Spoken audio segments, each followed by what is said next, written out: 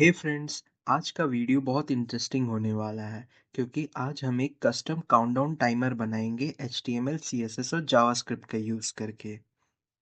आपने countdown timers तो ज़रूर देखे होंगे, जैसे कि सेल के एंड होने का टाइमर या फिर एग्ज़ाम में लास्ट 10 मिनट का काउंटडाउन। पर आज हम खुद का एक ऐसा टाइमर बनाएंगे जो यूज़र के इनपुट के अकॉर्डिंग चलेगा। मतलब आप खुद डिसाइड कर सकेंगे कि कितने घंटे, कितने मिनट या कितने सेकंड का टाइमर सेट करना है। और जैसे ही टाइम खत्म होगा, एक मैसेज शो होगा टाइम्स अप। ये प्रोजेक्ट बिगनर्स के लिए परफेक्ट है क्योंकि इसमें हम जावास्क्रिप्ट के set interval function, DOM manipulation and basic CSS styling सीखने वाले हैं। तो अगर आप एक बिगनर हैं या फिर जावास्क्रिप्ट को और अच्छे से समझना चाहते हैं, तो वीडियो को एंड तक ज़रूर देखिए। चलिए बिना किसी देरी के कोडिंग शुरू करते हैं। तो सबसे पहले एक सिंपल HTML स्ट्रक्चर बनाएंगे जिसमें एक इनपुट फील्ड होगा, स्टार्ट बटन होगा और एक काउंटडाउन डिस्प्ले होगा। सबसे पहले मैंने अपने CSS फाइल को अपने HTML फाइल के साथ लिंक किया है। उसके बाद बॉडी में मैंने एक डिव बनाया है जिसके मैंने क्लास कंटेनर नाम दिया है। इसके बाद इस कंटेनर क्लास में मैंने h1 टैग का यूज करके एक टेक्स्ट ऐड किया है जो है कस्टम काउंटडाउन टाइमर। उसके बाद यहाँ पे मैंने एक और डिव बनाया है जिसका क्लास मैंने इनपुट कंटेनर नेम दिया है। और इस डिव के अंदर 3 इनपुट फील्ड्स हैं और एक बटन के लिए फील्ड है। इन 3 इनपुट फील्ड से हम यूजर से काउंटडाउन टाइमर के लिए आवर्स, मिनट्स और सेकंड का इनपुट लेंगे और इस बटन को क्लिक करने पे काउंटडाउन टाइमर स्टार्ट हो जाएगा। उसके बाद यहाँ पे मैंने एक और डिव बनाया है जिसका मैंने आईडी काउंटडाउन दिया है। यहाँ पे जो डिव आईडी काउंटडाउन के साथ है, इसमें हमारा काउंटडाउन टाइमर शो होगा। नाउ अब इसे हम थोड़ा स्टाइलिश बनाते हैं CSS का यूज करके। CSS के अंदर मैंने सबसे पहले बॉडी को डिस्प्ले फ्लेक्स दिया है और मैंने कंटेंट को सेंटर में जस्टिफाई किया है और आइटम्स को मैंने सेंटर में अलाइन किया है। मैंने बॉडी को एक बैकग्राउंड कलर दिया है विथ फॉन्ट कलर वाइट।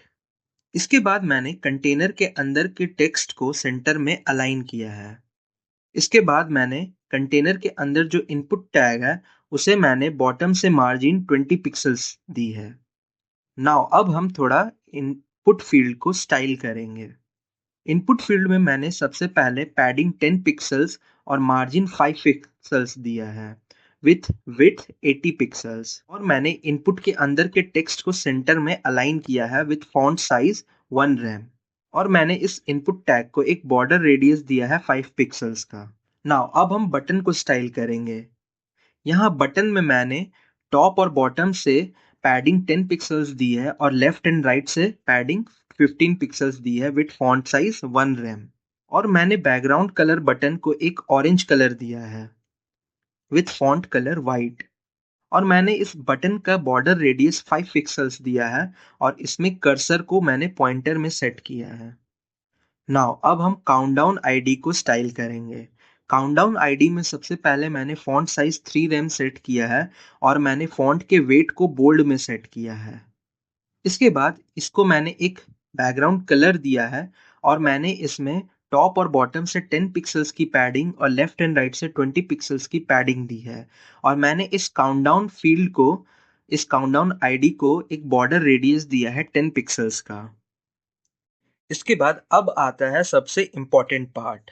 हम जावास्क्रिप्ट का लॉजिक लिखेंगे जो यूजर के इनपुट को रीड करेगा और टाइमर स्टार्ट करेगा।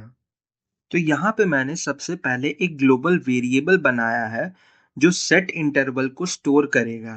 इसे हम टाइमर स्टॉप करने के लिए यूज करेंगे जब यूजर नया टाइम सेट करेगा। इसके बाद यहाँ मैंने एक फंक्शन स्टार्ट काउंटडाउन बनाया है।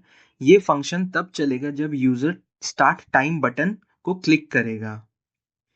ये फंक्शन पूरा काउंटडाउन का लॉजिक को हैंडल करेगा। अगर कोई पहले से चालू टाइमर है तो हम उसे क्लियर इंटरवल से स्टॉप कर देंगे ताकि नए टाइम के साथ नया काउंटडाउन स्टार्ट हो सके।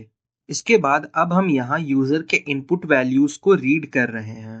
Document dot get element by ID आर्स डॉट वैल्यू से यूजर का आर वैल्यू इनपुट ले रहे हैं और उसके बाद पार्स इंट का यूज कर रहे हैं ताकि स्ट्रिंग को नंबर में कन्वर्ट कर सके।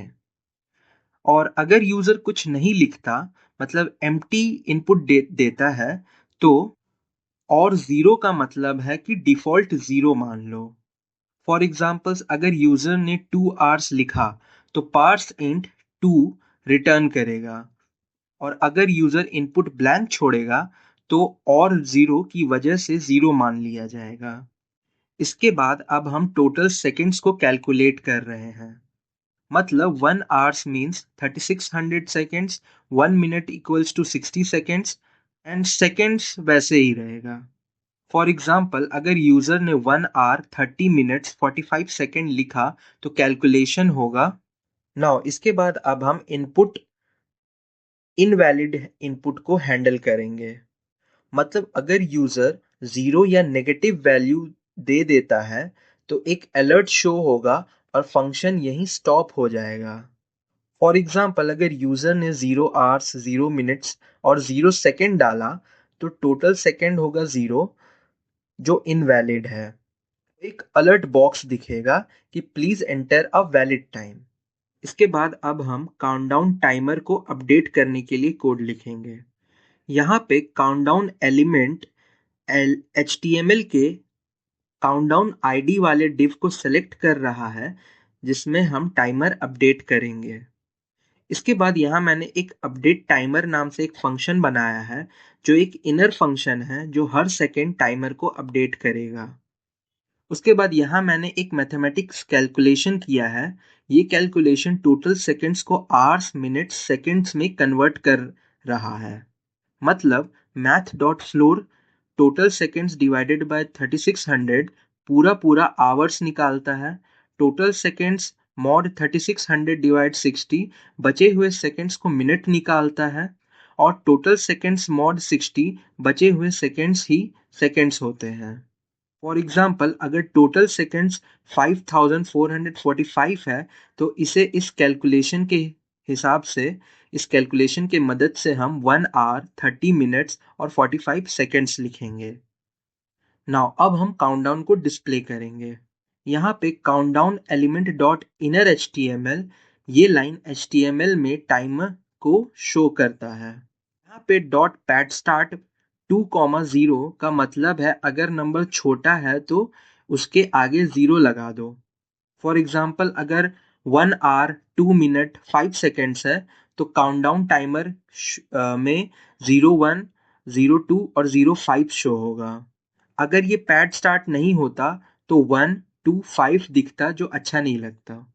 इसके बाद अब हम एक इफ एल्स स्टेटमेंट का यूज करेंगे जिसमें अगर टोटल सेकेंड्स 0 से ग्रेटर है, बड़ा है, तो एक एक सेकेंड कम करते जाओ, और जब टोटल सेकेंड्स 0 के बराबर हो जाए तो टाइमर स्टॉप हो जाएगा और टाइम्स ऑफ मैसेज शो होगा।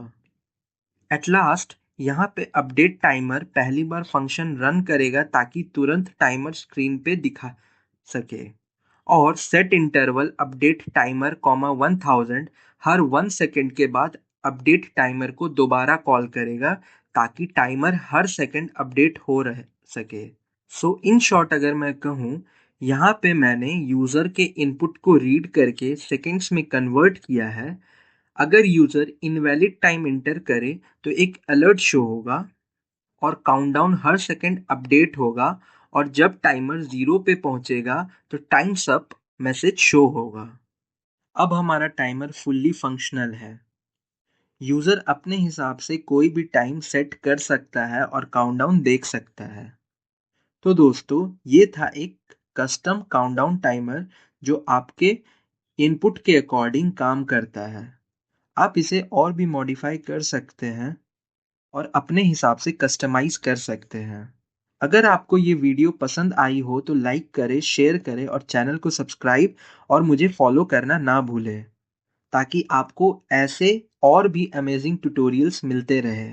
मिलते हैं नेक्स्ट वीडियो में, तब तक के लिए कोड करो, क्रिएट करो और मज़े करो। बाय।